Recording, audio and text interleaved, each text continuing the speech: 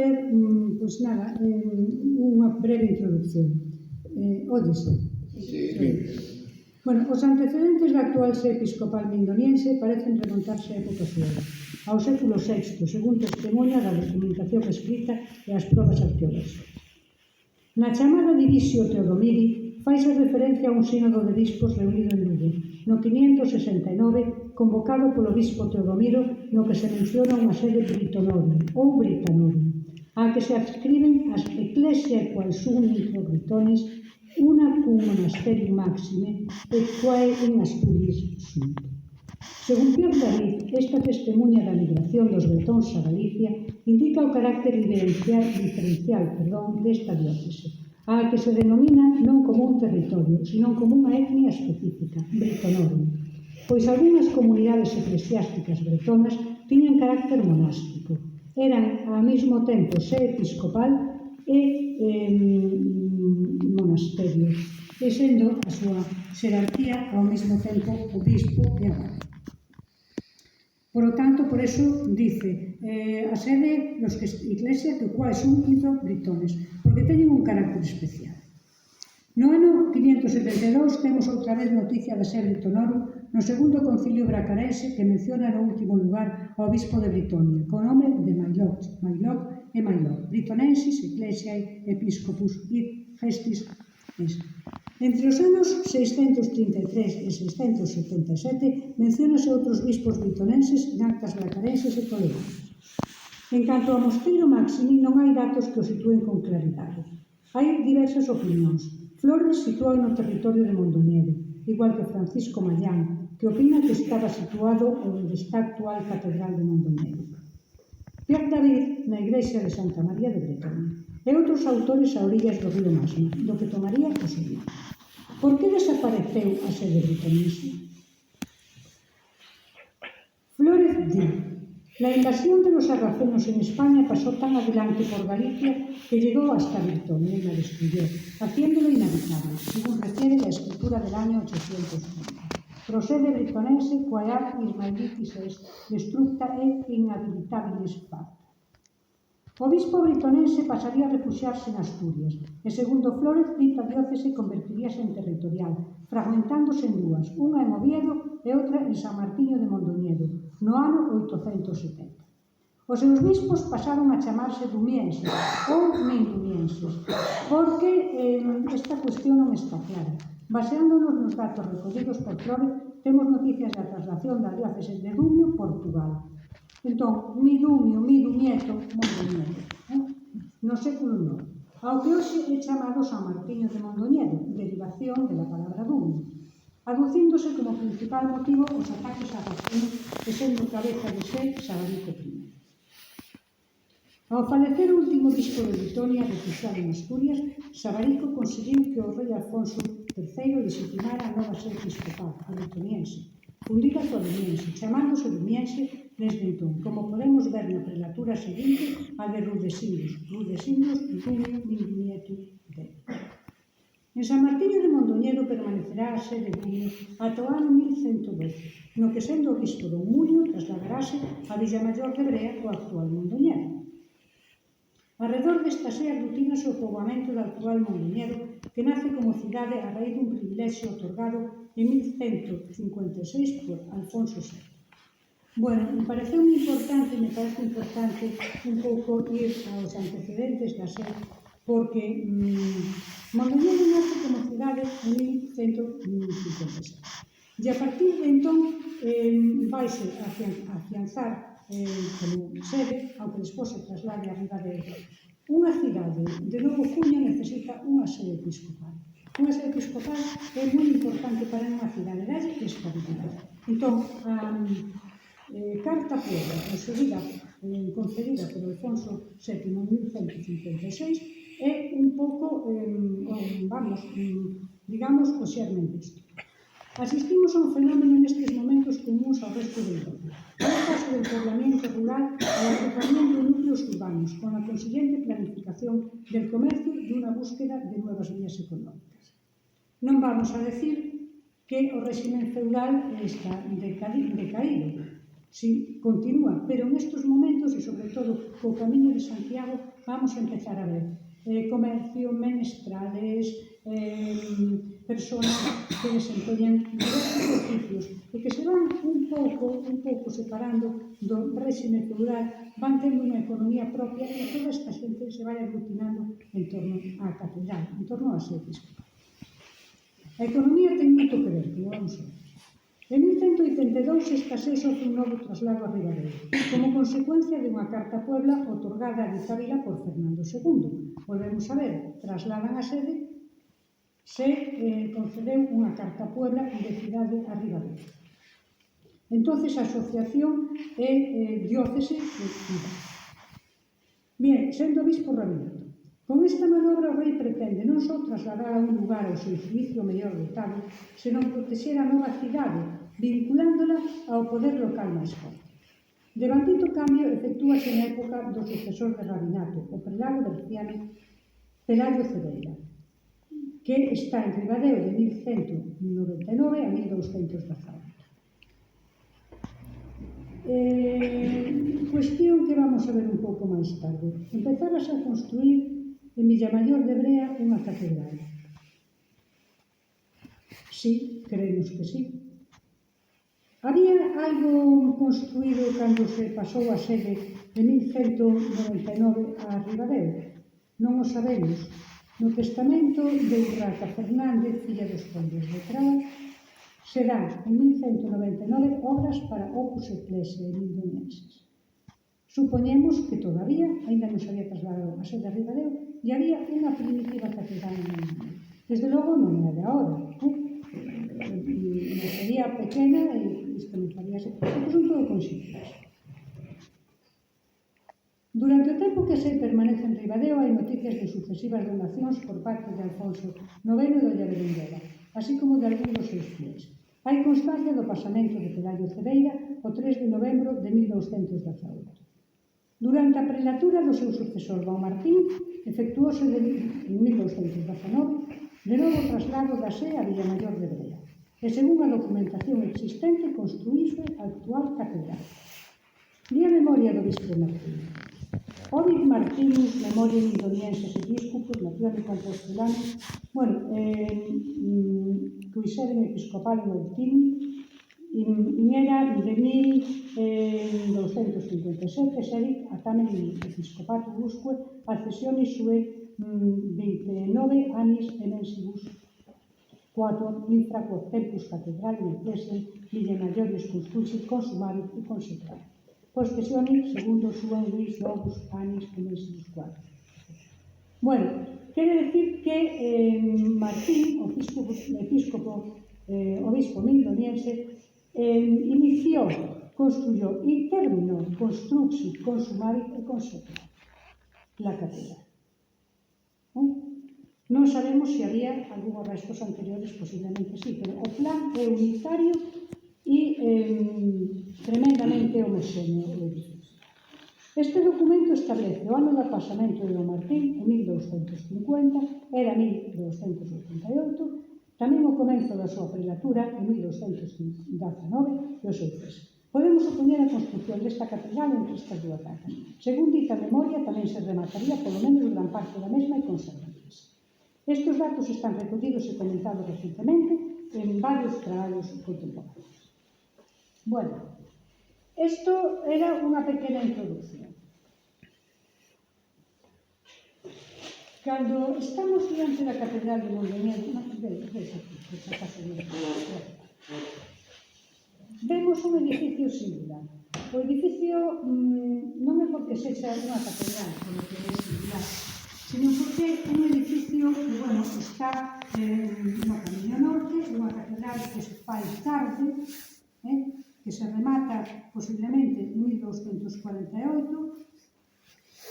E neste momento, en España, casi todas as catedrais ou obras que se fan son de estilo gótico, está facendo León, se está facendo Toledo, se está facendo Burgos, e temos en Mondoñedo un edificio auténticamente románico, con elementos protogóticos como serán os arcos apuntados, por exemplo, ou as bóvedas, pero o concepto é todavía románico.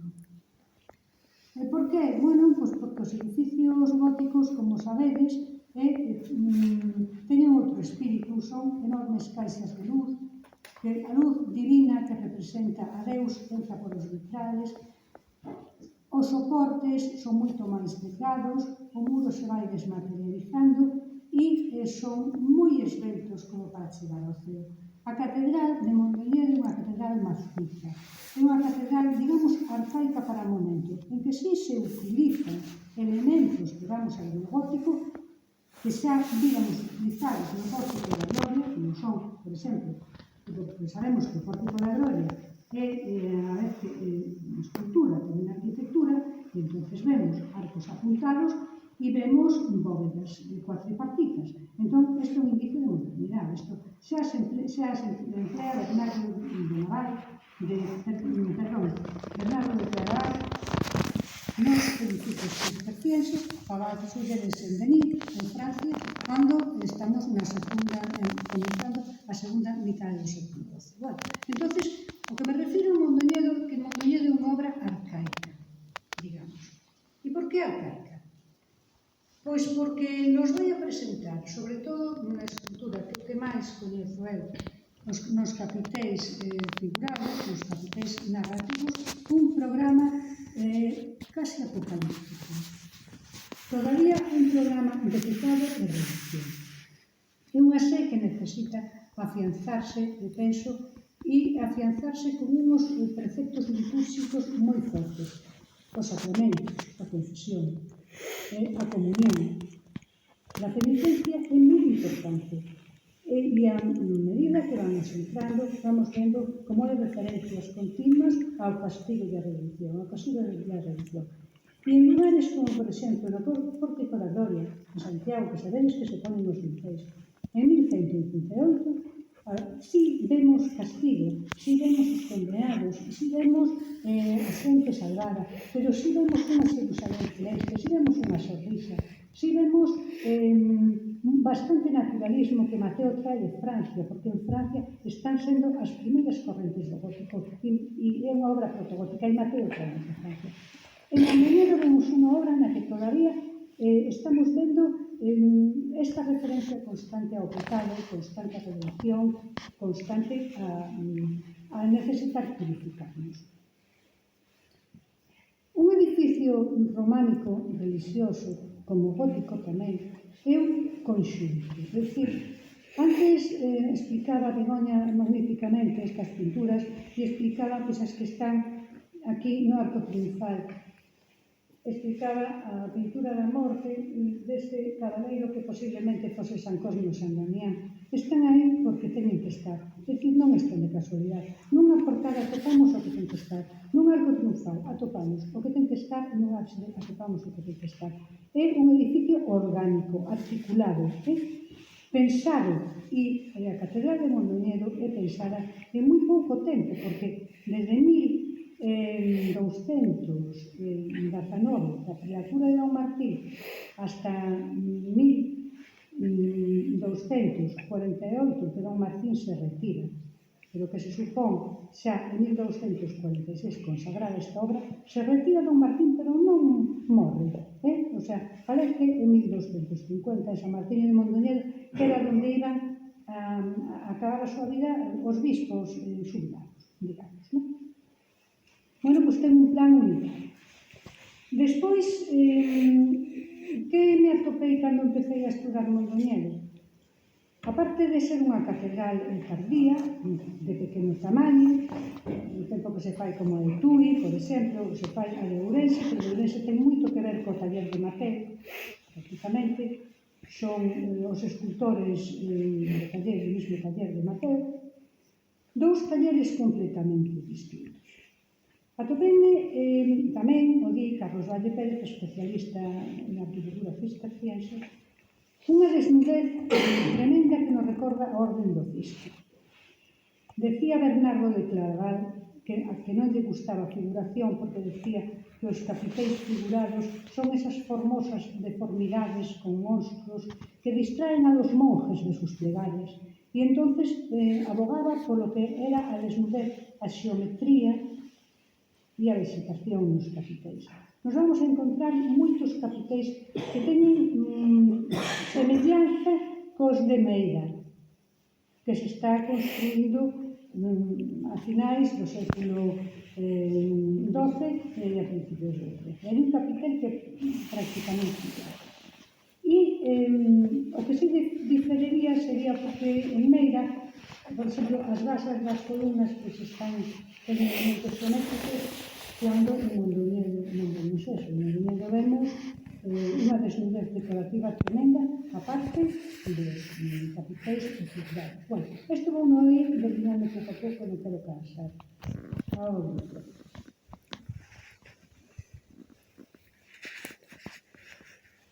unha parte da portada principal, que como sabedes é a portada oeste, porque as iglesias tenen o ábside principal a oeste.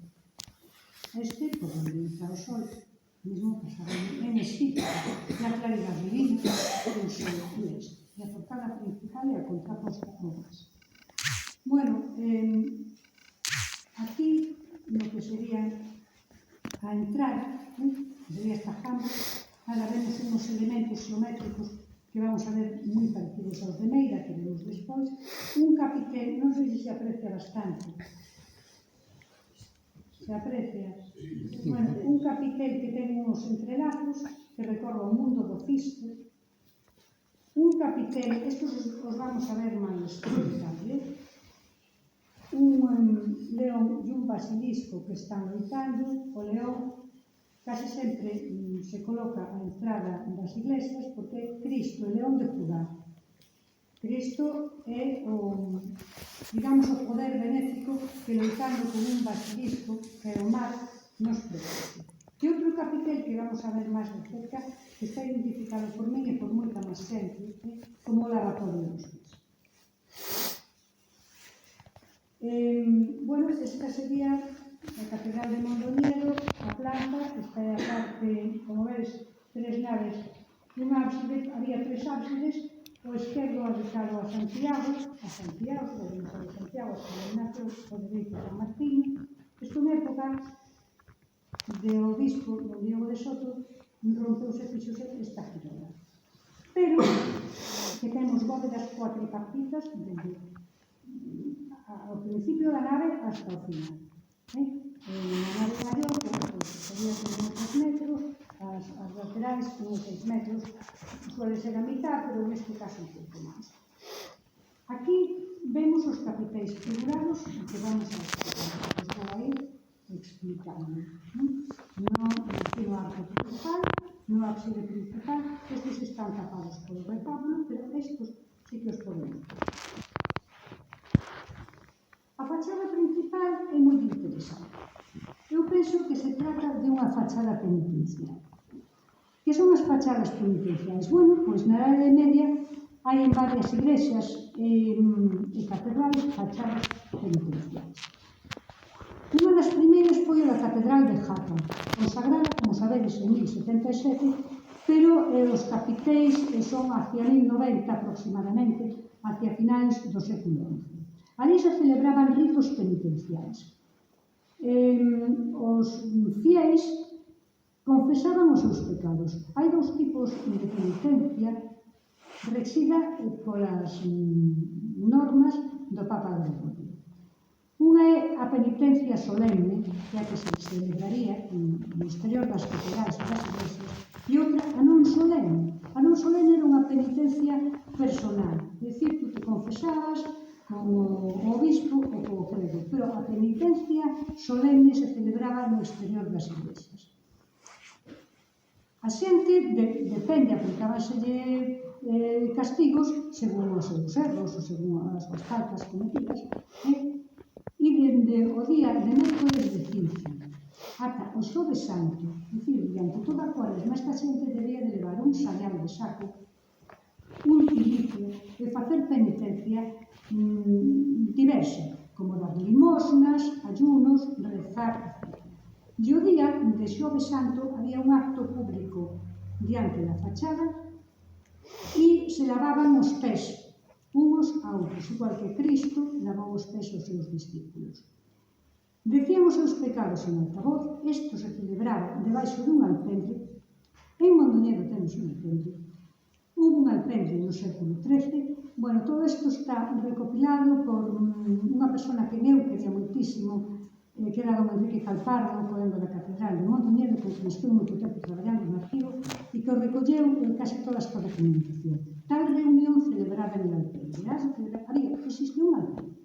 Existe unha fonte con residuos de cacharros de cerámica que se supón que sería para executar este rito de lavatorio. Aquí temos, non sei se se ve, pero estaría a figura de Pedro no ángulo. Un capitel, como sabedes, é unha peza escultórica e arquitectónica. Caput, cabeza, e a cabeza da columna, e ao mesmo tempo onde descansan as persoas. E ao mesmo tempo sería unha peza que é susceptible de esculpirse con estén de varios tipos para, en este caso, para ilustrar ou para representar os pasaxes importantes de Lacha. Entón, aquí teríamos a Pedro que está enseñando un xeonllo. A figura de Cristo con un limbo crucífero, aquí se ve que teño un pouco que pedirvos que teñades fe, como vamos a ver máis tarde, porque, claro, a fe é algo que non se cuestiona mucho, e o que vos estou explicando, ao mellor me decides non deixo nada, porque se ve mal, non? Aquí estaría Pedro enseñando un xeonllo e Cristo con un limbo crucífero que o está señalando, un anxo que non aparece no pasaxe evangélico, pero si aparecen moitos anxos en Mondoñedo. Por que? Eu penso que porque son intermediarios entre Deus e os homens. Entón, o papel do anxo é un pouco o papel do bispo da sede. Papel de intermediario entre o fiel e a divinidade. E aquí, detrás, outros dous apóstolos que están esperando a ser dados. Trouxe...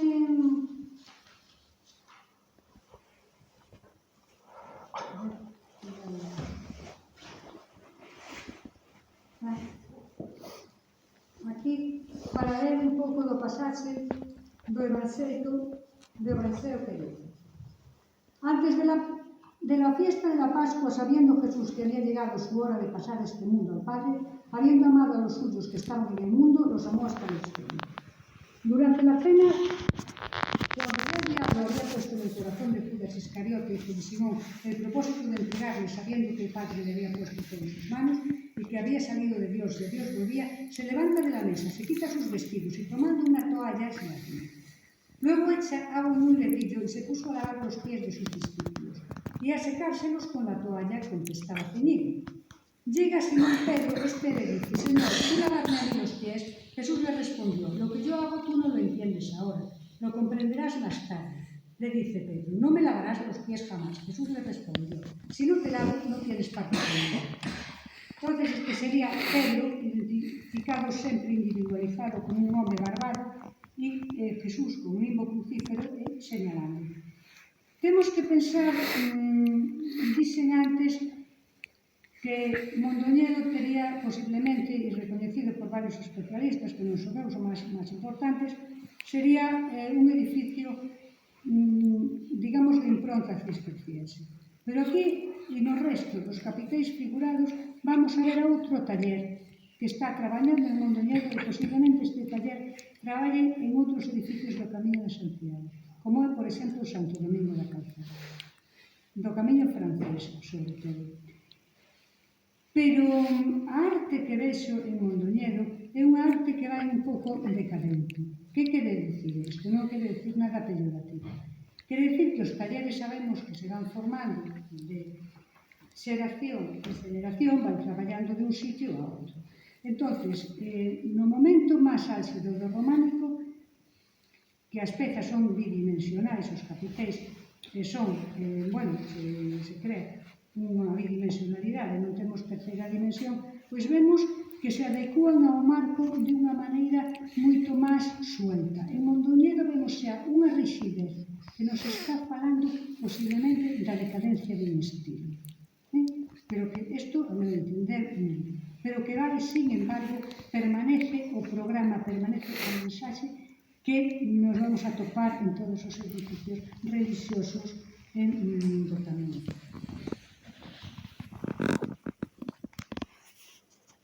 entrando á esquerda, o primeiro capitel do arco triunfal, e decía antes que están no arco triunfal determinados das escenas, porque teñen que estar, e non por outra cousa. Un edificio románico é como se fora un enorme puzzle donde todo encaixa, donde todo vai donde ten que ir. Porque no ábside principal se celebra a Eucaristía. A Eucaristía é moi importante. E o oficiante é o representante de Deus. E na Iglesia, e o bispo tamén. Entón, esta sería o capitel que representa a Santa Cea. Sinto que esteñan en este estado de deterioro, pero como antes decía moi ben Begoña, no século XVIII hubo unha orde de calear as iglesias por problemas de saúde, por pesto. Entón, estes capitéis que estarían todos policromados, porque, como sabedes, na arte románica e gótica se policroma todo, se intenta darlle un carácter natural, resulta que se calearon. No século XX se repicaron. Bueno, se repicaron e desapareceron cabezas, desapareceron detalles que o que aos investigadores ou estudiosos de todo tipo nos fai moi dificultoso. A veces, máis que nada, temos que adivinar por comparanza con outros capitéis de outros lugares, por os sitios onde están e un pouco por figuras que aparecen o que é. Bueno, aquí vemos, estaría a figura de Xesús, encima a figura do apóstol Juan, aparecen estes 12 personaxes con nibus, a mesa, claramente, representase a mesa porque é moi importante representar con claridade o que hai, algo que permita recoñecer a escena, non? Eu recoñecí, con prismáticos, teleobxectivos, etc., máis adivinei que recoñecí estas formas que aparecerían, que sería posiblemente un cordeiro pascual, a Pascua, etc. E unha serie de detalles que desaparecen, que non se poden ver. Aquí, en estes personaxes de lado, hai un, se podedes ver con unhas fotos, con un arandel, eu penso que é a parte da chave que se agarra, o aro da chave, sería posiblemente o que. Bueno, aquí ao lado aparece un capitel vegetal, vamos a ver moitos, que pode entrar unha relación con a Catedral de Santiago, entre comillas, se parecen, pero xa digo para min que non é unha catedral que derive directamente da Catedral Compostelana. O cimacio sí moi interesante. Aparecen aves, aparecen aquí unha figura mitolóxica que non sabemos, unha cara con uns olhos que aquí non se ve moi ben, de onde sai unha cola como de pez, unhas vestiduras, e o importante é a adecuación que fai o artista da figura ao marco. É outro reto para o artista medieval. Ten un marco, ten unha cesta de capitel, ten un cimacio, e ten que adecuar esa figura ao marco e darlle unha sensación como de soltura. Pois facer moi relevante. Bueno, aquí vese que é un artista que está máis acostumado a facer pequenos traballos que vai adecuando ao marco con maior soltura e perfección que a facer escenas máis completas. Bueno, aquí outra visión, lo mismo que podes ver. O capitel seguinte, no que descansa o nervo central da bóveda, identifico con un pantocrator, figura de Cristo, os símbolos dos 4 evangelistas, que ves un león, un anxo, e estaría o touro e a águia do outro lado. Unha figura central e outras figuras laterais que parece que portan obxetos, que se van tamén adecuando aos ángulos do capitel. A mí recordame moito a un capitel que hai en Santo Domingo da Calzada, donde hai unha serie de personaxes que portan atributos da pasión de Cristo. Ceiras, unhas tenazas da cruz, unha coroa. O seguinte, penso que pode ser a expulsión do paraíso de Adán e Eva, non? Está en un estado lamentable. Pero vedes unha pequena figura como se vai adaptando ao marco desnuda, que pode ser Eva, que vai detrás de Adán, que vai a ocupar o ángulo máis importante do capiteiro onde conclúe as dúas esquinas. Un capiteiro de dúas caras, e en esta cara un personaxe central sentado, que pode ser a figura de Deus Pai de un anxo que le está señalando a Adán e Eva. A sexualización é moi importante no mundo. Tanto en códices, como en escultura, como en pintura, todo. O xesto, o señalar, a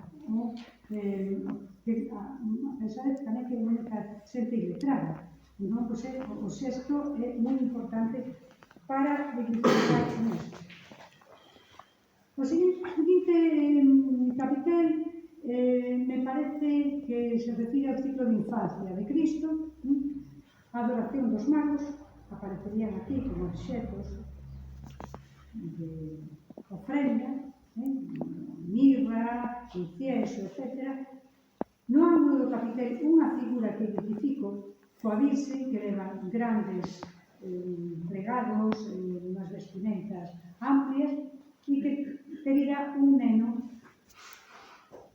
nas mans. Detrás unha figura que parece San Xosé e outra escena do ciclo de infancia que identifico coa presentación no templo. Presentación do templo, purificación. Volvemos a ver outra idea de purificación, penitencia, etc. A fiesta de la purificación con las candelas. Que posiblemente seña o sumo sacerdote, que ten a figura de Cristo, que me parece con un pequeno nimbo, la profetisa Ana e Simón. Detrás, dous personaxes como con cascos. Si podedes ver e vos fixades, hai unhas espadas colgantes. Penso que se pode tratar da matanza dos inocentes, porque están agarrando un pequeno obxeto con unhas manitas que din a costa de moito esforzo, que me parece que poden ser os nenos que foron sacrificados na matanza. 3 escenas no mesmo capiteiro. As figuras máis importantes nos ángulos e unha lectura de varios pasaxes do Novo Testamento nunha sola pedra. Isto, como sabedes, é moi frecuente na arquitectura. De capiteis de diverso tipo. Aquí vemos un que non é exactamente figurado, pero que non figura. Hai 3 ordes de follas. Esas non son as follas de acanto, que hai en Grecia, en Roma. Son máis ben follas de coro, que se traballan no romano. Son moito máis menos detallistas e moito máis, digamos, brutales. E vemos unhas figuritas que podedes ver as cabezas, aquí unha que parece que ten unha corda, que están dentro. Serían, posiblemente, as almas atrapadas por seus propios vicios, por seus propios pecados, que están atrapadas no pecado. Bueno, este, que é o último que vamos a ver do lado esquerdo, me parece moi interesante. Creo que representa vicios ou pecados. Identifiquei 3 e teño outro menos identificado. Avaricia, soberbia e luxura. Este personaxe do centro, que leva como un recipiente encima, que aquí o vedes un pouco mellor, identifiquei con Dives, el rico, el avaro.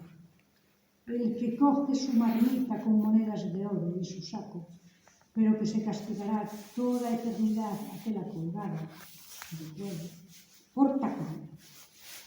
Bueno, pensemos que o pecado máis importante no século XI era o pecado de soberbia. Por qué? Porque nosos primeiros padres non cometeron un pecado de luxuria, como se creía, non? Miraron Biblias de glosas do século XVII, foi un pecado de soberbia. Quisieron ser como dioses. Se les come por la cabeza. Y vamos a ver en muchos sitios leóns que les están comendo a cabeza. Quisieron saber máis que Dios. Pero, a principios do século XIII, hai unha clase xa, como dixen antes, de menestrales, de xente que ten oficios, de xente que vai tendo unha pequena economía e tiene su dinerito. E a veces non o quere dar. E para as obras da catedral, para as obras sociais, non hai que ser tacano, hai que dar.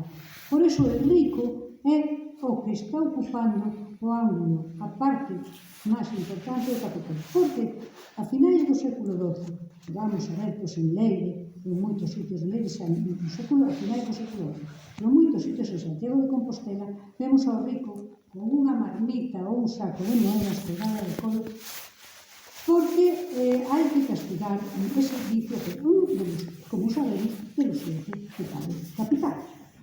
Outro sería a soberbia, que aquí se representa con un personaxe que ten a mão alzada, que apenas se ve, que monta un cuadrúpedo.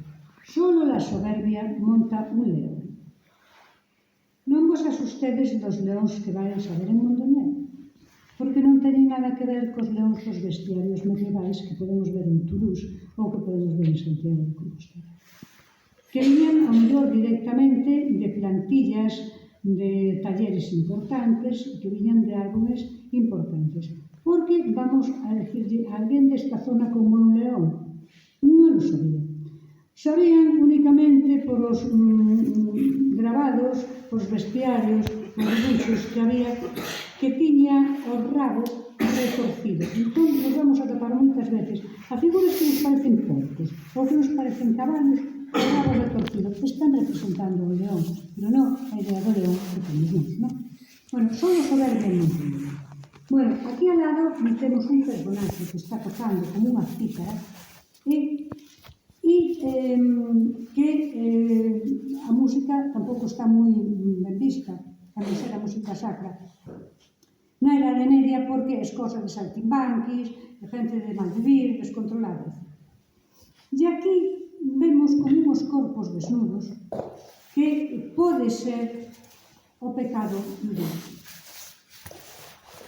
Ben, do outro lado dereito, que Capitel identifica coa circuncisión, en que María, como neno, que aquí se ve claramente, San Xosé detrás, van a levar o neno a circuncidar según a lei de Deus. Aquí, San José, que é un patriarca, con un báculo detrás, María no ángulo, e outro personaxe que sería o sacerdote Señor. No medio temos un capitel coas figuras de tres arpías e un león. Bueno, a arpía, como sabedes, é un ser mitolóxico que ten cabeza de muller, pero non sempre, tamén a ten moitas veces de home. E ten corpo de ave e cola de reptil, e simboliza todos os vicios. Aquí temos outra vez a representación do mal, a representación do pecado, en estas arpías, como se van adecuando ao capitel, como unha e outra van acoplándose ao capitel. Vedes aquí nas esquinas, pois, esta vegetación con unha bola que está marcando os vértices. Nunha cara outra arpía e noutra cara un león. Un león que nos pode parecer un cuadrúpedo, pero se pensamos que ten a cola ou o rabo enroscado, vemos que se trata claramente de un león. De novo as loitas, ben, mal, pecado grave. Redención, pecado grave. E este é o meu capitel preferido, que puxen na portada do libro. Capitel coa escena da segunda condena de Daniel no foso de Dios. Daniel significa Dios es mi juez. Daniel é o prototipo do xusto que no Antigo Testamento, como sabedes, en Babilonia foi arroxado, condenado 2 veces ao foso dos Medos. Unha en época de Darío e outra en época de Ciro.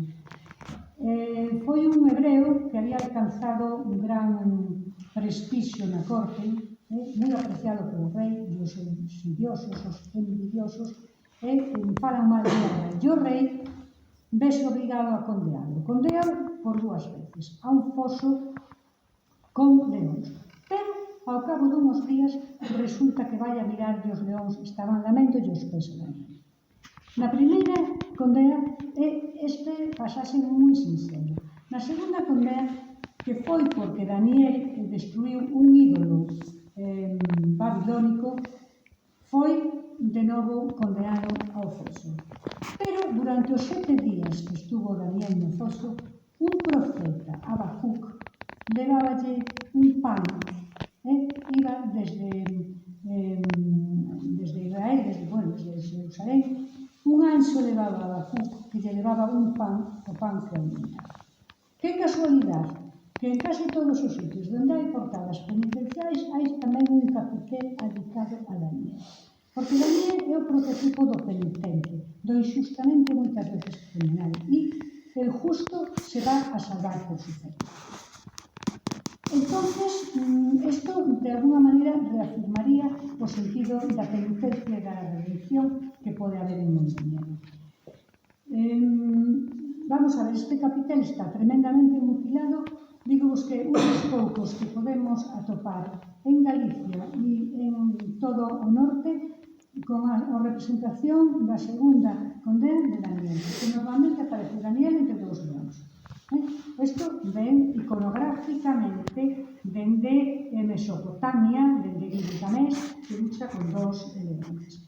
Esto lo van a tomar máis tarde Sansón, que vamos a ver con dous leóns. E esos primeiros cristianos, cando non tiñan iconografía e teñen que tomar imaxes de outras culturas, van a tomar imaxes de Oriente e van a tomar imaxes do mundo clásico.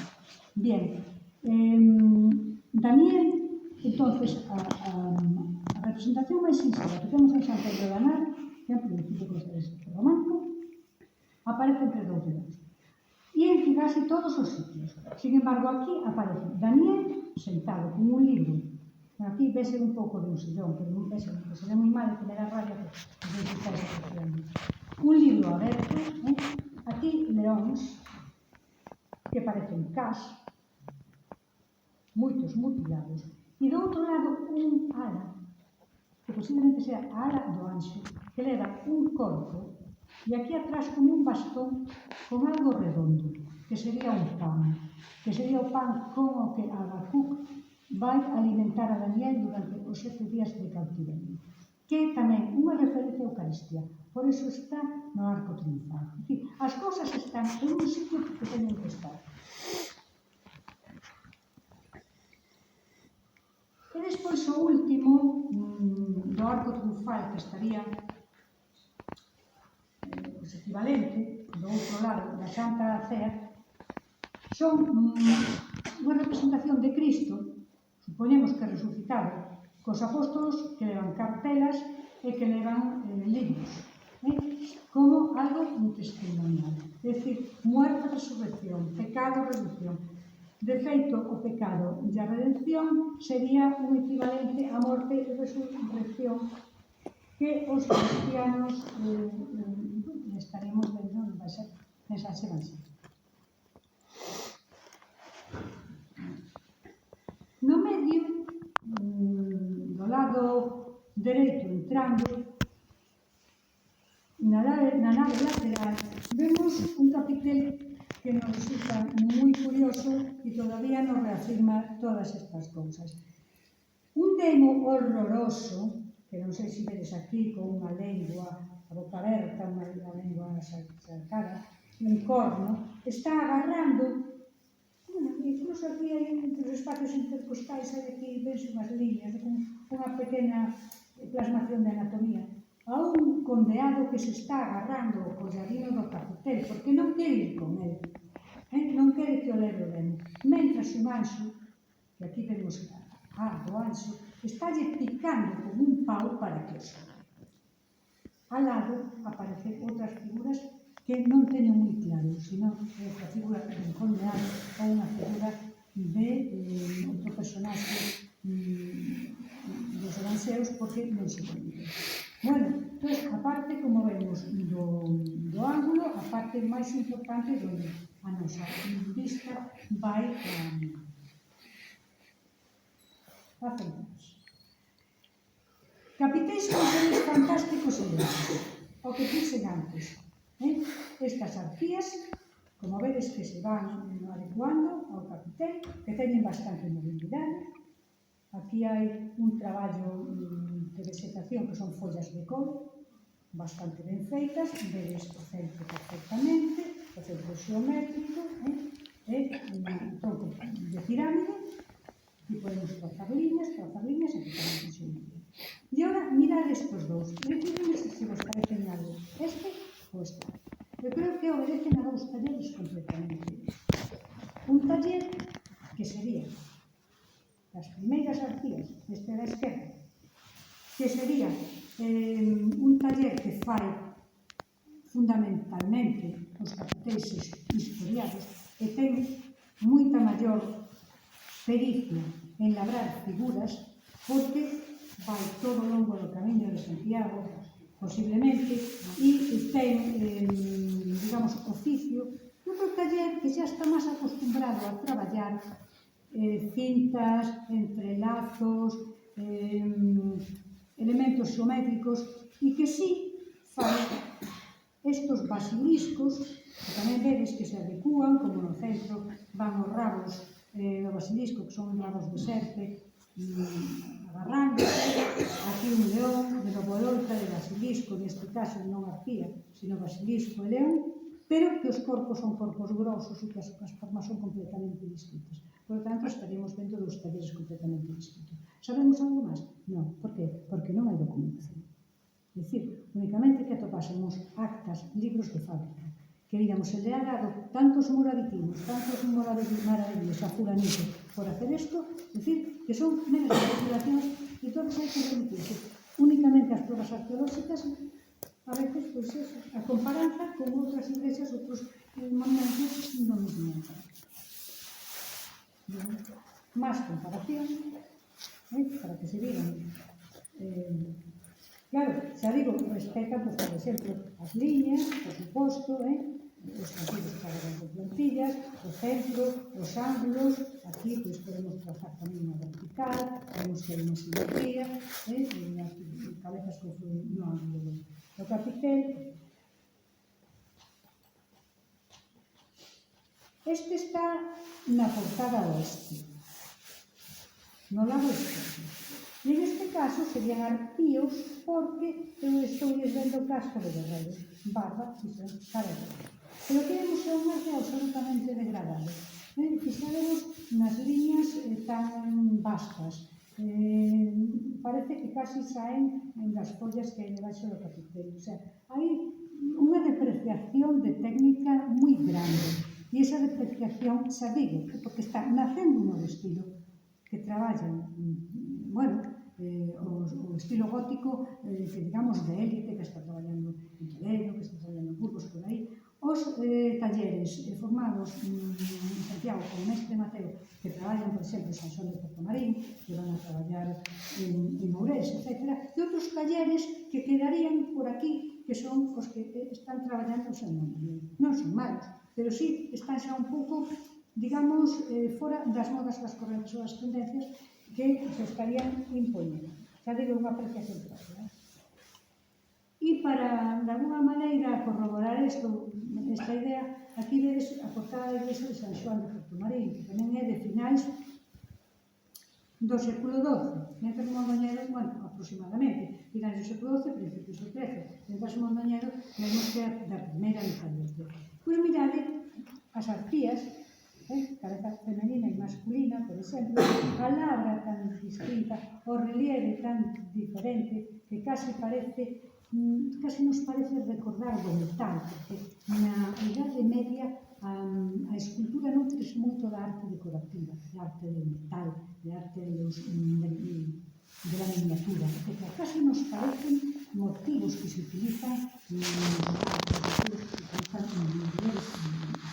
bueno, e comparamos con a portada oeste, que é a portada máis importante da Catedral de Mondoñedo, e vemos a diferencia de taller e a diferencia de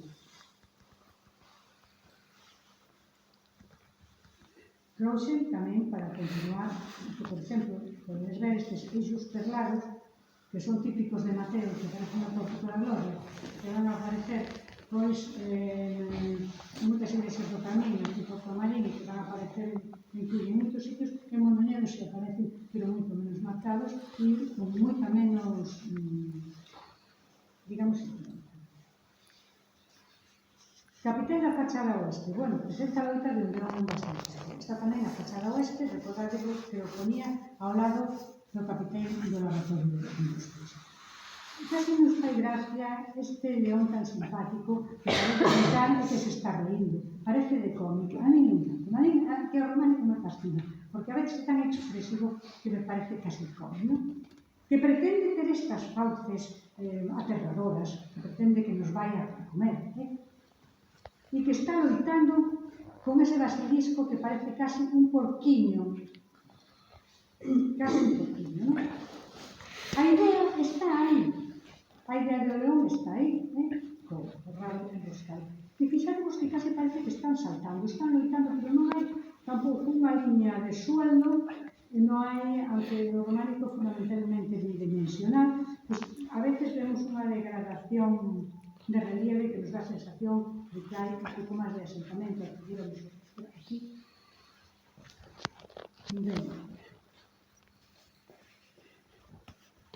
Representación do pecado de soberbia da capital da iglesia de San Martín de Mondoñedo. Trouxen isto para un pouco reafirmar a idea do león que dixen antes. Da catedral bella de San Martín de Mondoñedo, ¿no? Aquí vemos a figura de Eva, a figura de Adán, que cometeron pecado de soberbia e están sendo comidos por dous leóns. Eu recordo a primeira vez que como mestre Serafín Moralejo Álvarez, maravilloso investigador e, bueno, especialista en escultura románica, fixen un traballo de curso sobre San Martín de Mondoñedo. E dixen, don Serafín, pero esos non son leones, esos son cabalos. Non van a ser leones esos, Primeiro, non tienen melena. Segundo, es un cuerpo excesivamente alargado. Se explíquele usted a uno de Mondoñedo como é un león. El rabo que se está enroscando, pero a idea del león está, a xente recoñece, porque a xente ten a idea de que. Por qué? Por isto, tamén, por que lo explica? Entón, é un pouco o que pasa no capitel que está ao lado do lavatorio, pero aquí hai que adecuarse ao capitel máis pequeno. Pensemos que este é do século XI, bueno, en principio do século XI, e pensemos que este outro xa é máis tardío, entonces, pois aí a idea do león xa se vai tamén non? Tamén nos atopamos capiteis con imágenes que esta parte de arriba, con motivos fantásticos, de basiliscos, leóns, etc., que sempre van levando ben e mal. E de tipo bestia. E sí que vemos unos pequenos eixos perlados, que non se ven, pero follas de cor, a veces en positivo e outras veces en relieve reunido en negro. Comparemos este da Catedral de Mondoñedo con esta iglesia de San Xoán de Portomarín, onde volvo a insistir, non é por despreciar, pero hai un taller que bebe directamente no pórtico da torre. E iso se va. E este capitel da Catedral de Mondoñedo, que é un capitel feito con toda a seguridade polo taller que traballa no mosteiro cisterciense de Meira e que posiblemente se forma facendo outros edificios de carácter cisterciense da península por parte de un lado a outro e que só traballan vegetación, motivos de entrelazos, motivos tomados do tecido. Este é de Mondoñedo e este de Meira. Claramente do mesmo taller. E é unha sorte impresionante, porque é moi raro que un taller faga dos capiteis iguais, porque sempre teñen un detalle para a creatividade. Fanos moi parecidos, pero ponen un pequeno detalle diferente. Sin embargo, aquí son prácticamente iguais. Como vedes, estos parecen cintas de tecido, estos son como se fosen unhas pulseras perladas e que van a un lado e a outro con estas formas e curvas completamente simétricas adecuándose a que a esta xente sabe traballar ben, depois a facer o capitel, vai facendo as cousas nos ángulos que vai facer, etc. Pero, xa digo, o espírito completamente distinto. O espírito desnudo de San Bernardo de Claraval, da desnudez decorativa, que das mulleres, no historia, no representación, se llega antes a Dios, se llega antes a la divinidad desde la oración y no desde la representación. Mais, capiteis feitos por este taller que se formaría ao redor dos últimos excepciones. Como vedes, o mismo motivo, pero neste caso, o capitel de esquina, de dúas caras, entón, pois, o tema máis importante neste caso, unha piña, tamén poñen unha piña porque sempre é a resurrección, etc. Non. E aquí capiteis de entregazos que se van a terminar en follas, que non recorda moito a miniatura. Sabes que a miniatura, moitas veces, no centro das iniciais, vemos liñas que recorren, que van curvas a un lado e a outro, e que se van enrollando e enlazando con outras, e que ao final van facendo unha especie de monstruos que non sabemos ni onde empezan a montar. Xa digo, a Idade Media, a arte monumental, a Idade Media debe moito ás artes de cor. Ben, estes son da fachada oeste da igrexa do Mosteiro de Meira, onde vedes o mismo, sempre xeometrización, sempre líneas, aquí parecen flecos de tecido, sempre respectando o que é a cesta, a liña do capitel, os vértices, os ángulos, etc. E en Mondoñedo, motivos de cinzas planas, con un pouco relevo, que terminan en todas.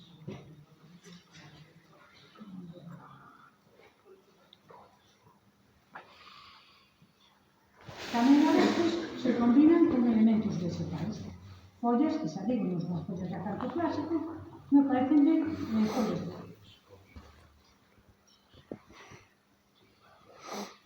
Incluso na portada principal da Catedral de Mondoñedo vemos en esta jamba, en esta peza vertical da porta, o dintel, estos mismos florones, esta especie de motivo vegetal xeometricado, non naturalista, xeometricado, moi parecido ao de Santa Margarida. E hasta aquí cheguei, sei que fui un pouco intensa e pido disculpas, pero se alguén quere preguntarme algo, estou a disposición.